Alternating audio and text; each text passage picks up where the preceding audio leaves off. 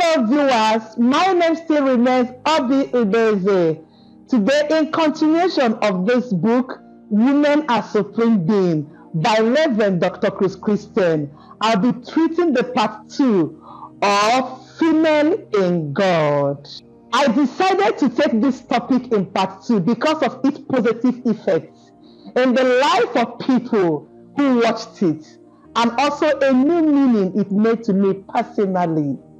Refreshing our memory from part 1 of Female in God, I said the female in God is as important as her male counterpart. Female in God have dominion just like the male.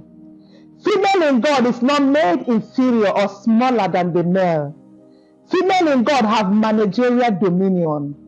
Female in God is not made subject to a man. Female in God is a partner of a man, not a wife.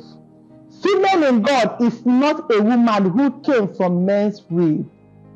Now to the cause proper. I'll be concentrating on the subtopic, the managerial dominion of a female in God. You may be wondering, what do I mean by the word managerial dominion? In the book of Genesis 18, chapter 26, God created male and female. He gave male an authoritative dominion and then gave women a managerial dominion. The managerial dominion is a kind of capacity a woman has to complement the authoritative dominion of a man.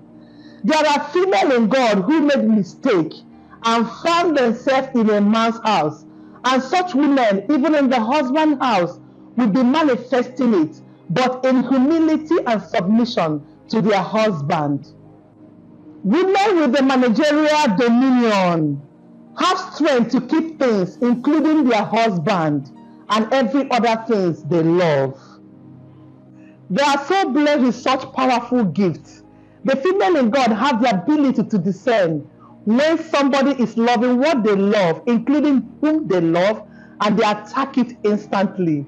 It was the managerial ability of the female in God that made Jesus willingly to die at the age of 33.5 years with his authoritative dominion.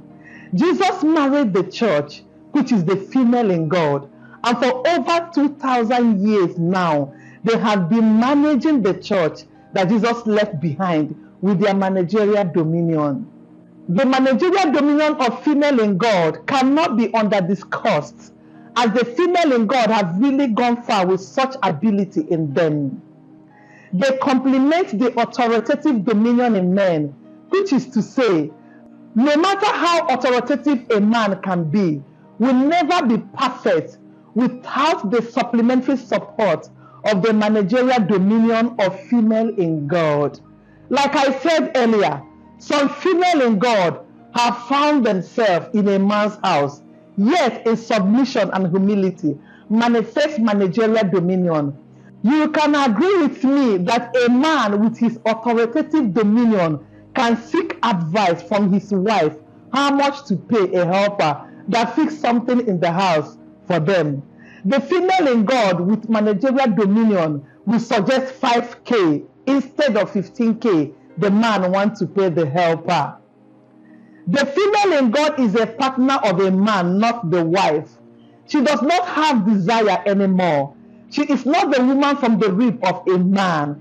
Being a partner is where the managerial dominion comes in. If you have things and do not have a capable hand that will manage it, eventually that particular thing will not last or may get lost at last. The managerial dominion of a female in God is one virtue that cannot be joked with. The men need the female in God to achieve so many things in their life. We have come to the end of today's episode of Women are Supreme Being on the topic, the female in God. I will see you next week, same times, to continue in the part 3 of Female in God. Bye. I love you. Bye.